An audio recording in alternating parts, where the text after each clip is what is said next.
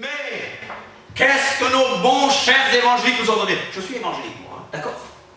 Mais, parlons, je vais terminer, parlons du dispensationalisme. Vous avez entendu parler du dispensationalisme? Vous avez entendu parler du dispensationalisme? On le fait en étude biblique. Le dispensationalisme. Personne? Le dispensationalisme. Vous connaissez la Bible Scofield? Qui a la Bible Scofield ici? Bible Scofield. Vous connaissez Darby? Darby, il a traduit la Bible. Mais les Bibles Scofield qui sont dans toutes nos maisons, moi j'en ai là-bas à Mons, sont des Bibles, des éditions de la Bible, qui enseignent le dispensationalisme. Le dispensationalisme, en gros, c'est que Dieu a partagé l'histoire de l'humanité en 7 âges.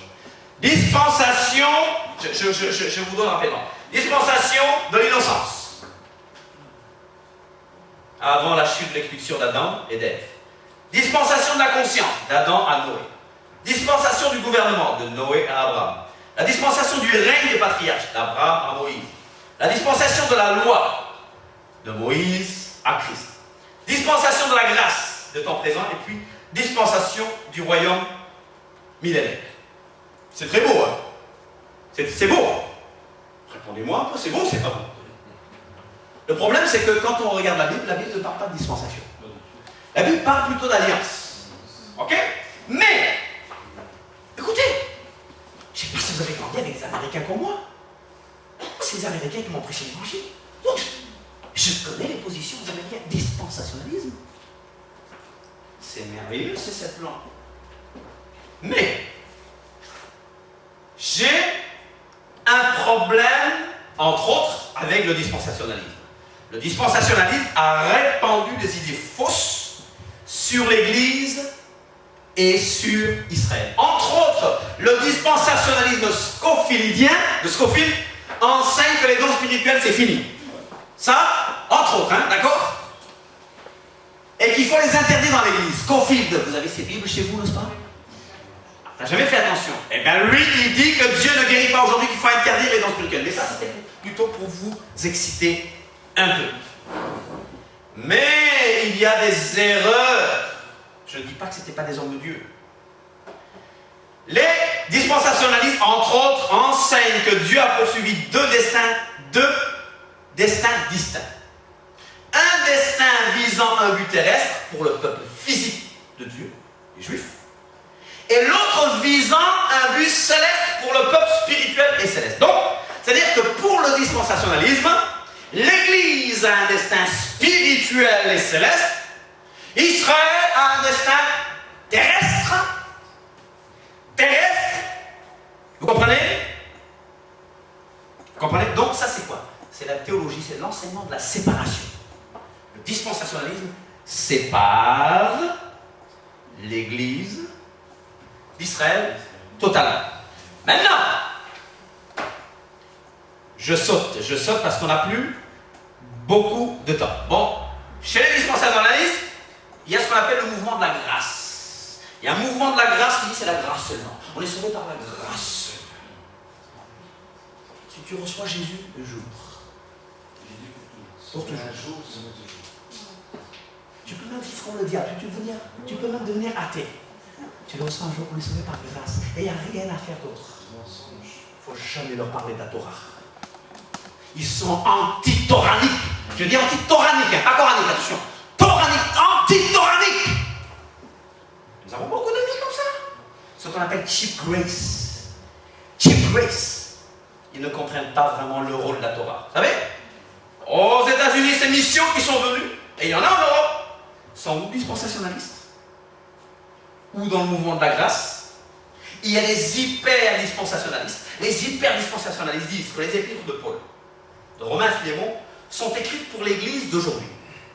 Les livres suivants, d'Hébreux à Apocalypse, sont écrits pour l'Église hébraïque de la tribulation. Ils disent que le début de l'Église se trouve dans Romains 1 plutôt que Actes 2. Ils croient que le livre des Actes, comme l'Ancien Testament, ne s'applique pas directement, donc c'est-à-dire Actes et l'Ancien Testament, c'est pas pour nous. L'Église des Actes des apôtres était juive, ça ils ont raison. Mais ils disent, elle suivait des rites charnels. Quels sont les rites charnels? Sainte Sainte Seine et baptême. Ils appellent ça rite charnel. En suivant cette logique, les ultra-dispensationalistes nous présentent deux façons d'être sauvés. Les Juifs sont sauvés en croyant au vrai Dieu, l'éternel, en croyant à Yeshua, en étant baptisés au nom de Yeshua. Et les autres, les païens, sont sauvés tout simplement par la foi. Et la théologie de l'Alliance, que j'aime beaucoup, mais qu'il ne faut pas porter très loin.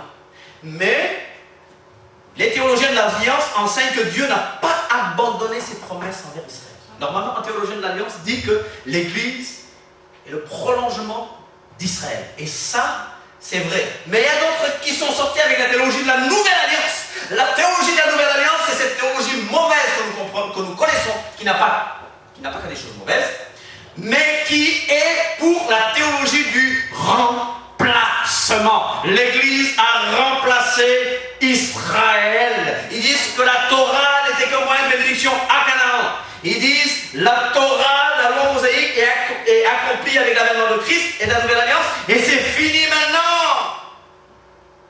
La loi et l'Évangile. La théologie du remplacement fonde sa théorie sur les erreurs de la théologie de la Nouvelle Alliance.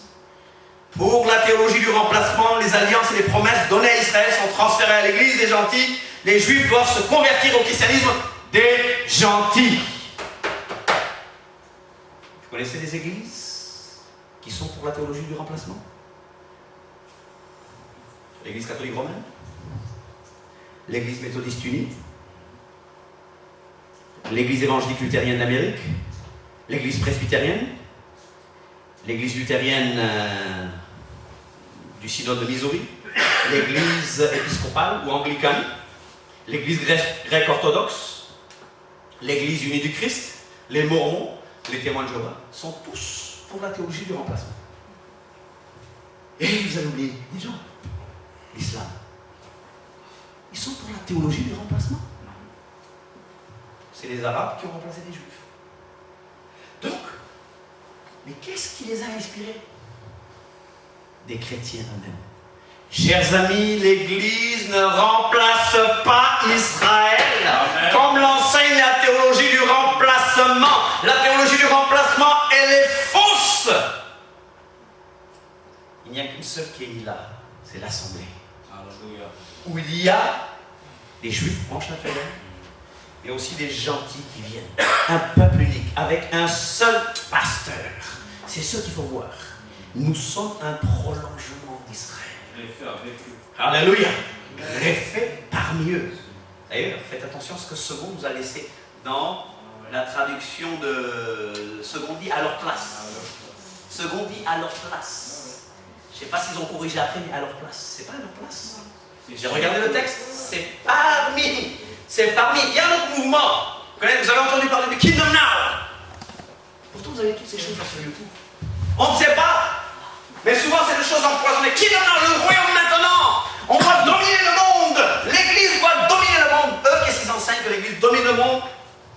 Et c'est une hérésie. C'est un retour en force à la vieille théologie du remplacement qui a motivé l'Église officielle à persécuter les Juifs. Alors les adeptes de ce mouvement enseignent qu'Israël n'a aucune signification spéciale aujourd'hui et n'a aucune place dans le plan de Dieu ou les alliances. Alors il y a quelqu'un qui dit, je vais taire son nom, il dit Dieu ne traite plus avec Israël national et juif, mais plutôt avec l'Israël spirituel, l'Église. Cette théologie conduit souvent à des positions anti-israéliennes. Chers amis, l'antisémitisme est-il permis? Avant d'arrêter, est-ce qu'on peut poser des questions? Est-ce qu'on peut poser des questions? Vous avez des questions à poser? Oui. L'antisémitisme est-il permis?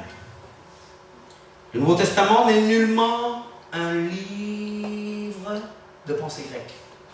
Le Nouveau Testament, normalement on dit, je préfère dire Nouvelle Alliance. Le Nouveau Testament n'est nullement un ensemble de livres de pensée grecque. Il ne vient pas des gentils. Il n'est nullement antisémite. C'est un livre juif. Alléluia. Il ne contient, la Bible, le Nouveau Testament ne contient aucune semence d'antisémitisme.